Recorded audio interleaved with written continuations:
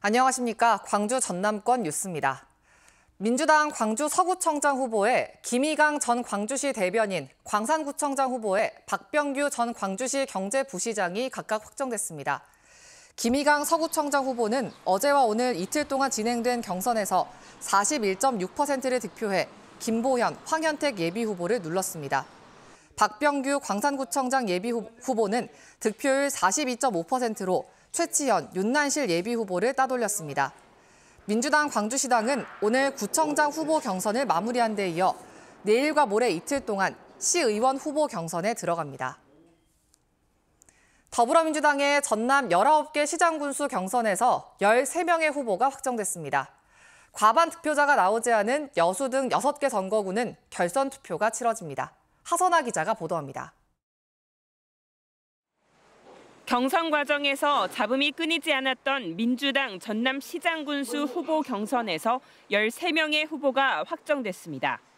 나주는 윤병태 전 전남도 정무부지사, 광양 김재무 전라남도 체육회장, 장성 김한종 전남도의회 의장으로 결정됐고, 곡성 이상철 전남도 의원, 구례 김순호 현 군수, 고흥 공영민 전 기획재정부 부의사관이 선출됐습니다. 보성 김철우 현 군수, 화순 구복규 전남도의회 부의장, 진도는 박인환 후보로 확정됐고, 영암 우승희 전 전남도 의원, 영광 김준성 현 군수, 한평 이상익 현 군수, 신안 박우량 현 군수가 공천장을 거머쥐게 됐습니다. 1차 경선에서 과반 득표자가 나오지 않은 6개 선거구는 다음 주 결선 투표가 진행됩니다. 여수는 권오봉 정기명, 순천 오학은 허석, 장흥 곽태수 김성 후보가, 강진은 강진원 이승옥, 완도 김신 신우철, 무안 이정훈 최옥수 후보가 경쟁합니다.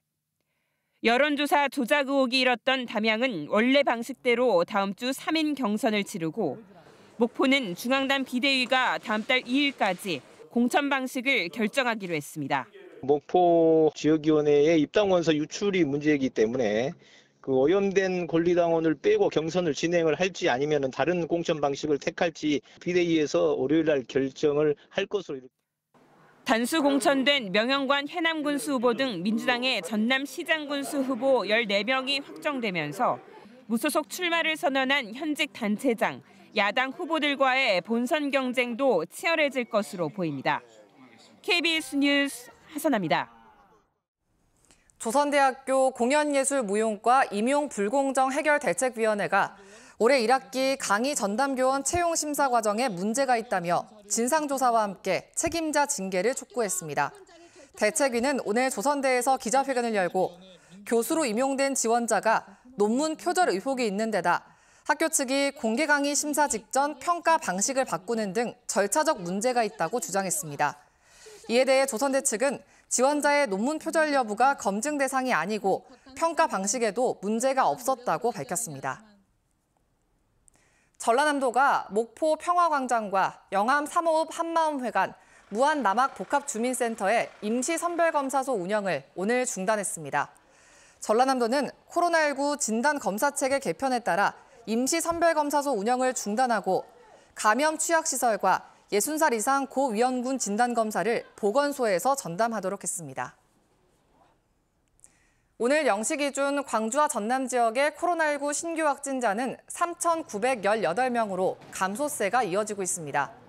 광주에서는 20대 이하 532명, 60대 이상 424명 등 1,655명이 확진 판정을 받은 가운데 위중증 환자는 19명 발생했고 사망자는 1명도 발생하지 않았습니다.